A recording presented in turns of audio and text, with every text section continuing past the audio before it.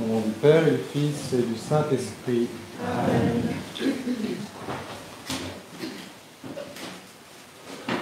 À Noël, nous avons parlé de la lumière qui naissait dans les ténèbres.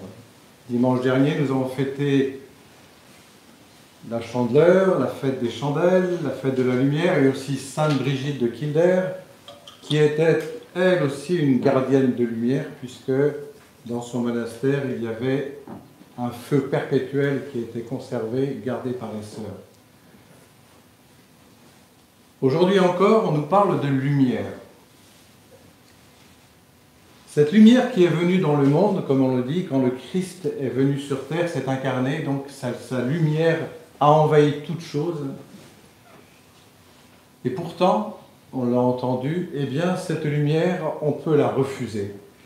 Cette lumière, elle ne peut se manifester qu'à travers chacun et chacune d'entre nous.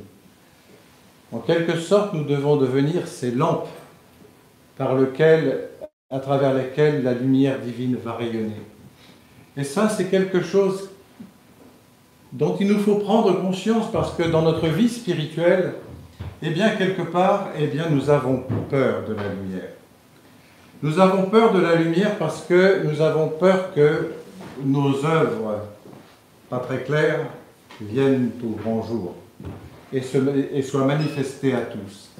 Si bien que nous vivons dans une espèce de pénombre permanente dans laquelle nous nous sommes accommodés. Et c'est évident qu'en agissant ainsi, nous ne témoignerons de rien du tout. En tant que chrétiens, nous avons justement à témoigner de cette lumière qui est bien sûr l'amour que Dieu a pour chacun d'entre nous. Et vous savez, dans les récits de NDE, par exemple, donc de ceux qui font cette expérience de mort imminente, eh bien, ils sont attirés par une lumière intense qui ne les éblouit pas, et de cette lumière jaillit un amour ineffable. Et c'est à cette expérience que nous sommes tous et toutes appelés. Et c'est beaucoup plus simple que nous ne l'imaginons. Si ça bloque, c'est parce que nous avons peur. Nous avons peur qu'on nous voie tel que l'on est. C'est ça la réalité. Nos défauts, nos péchés ne sont absolument pas un obstacle à cet amour. Tout cet amour qui est un feu comme un feu dévorant, toute notre misère est vraiment comme un fétu de paille par rapport à ça. Mais nous avons notre libre arbitre. Et si nous refusons d'ouvrir notre cœur, il ne se passera rien ou pas grand-chose. Nous vivons dans un monde d'une tristesse extraordinaire. Même les maisons sont devenues des faire-part de décès. Moi, je dis ça comme ça parce qu'elles sont grises. On n'a plus la couleur, on n'a plus cette lumière, justement. Et ça, c'est typique. Et nous qui avons eu la chance d'aller en Égypte, eh bien, quand on va même chez ces fameux chiffonniers du Caire qui vivent dans une misère extraordinaire, eh bien, ils sont lumineux, même leurs vêtements sont lumineux. Ils sont lumineux parce qu'ils sont porteurs, justement, de cette lumière. Et ça, c'est tout le but de notre vie intérieure, c'est tout le but de notre vie spirituelle.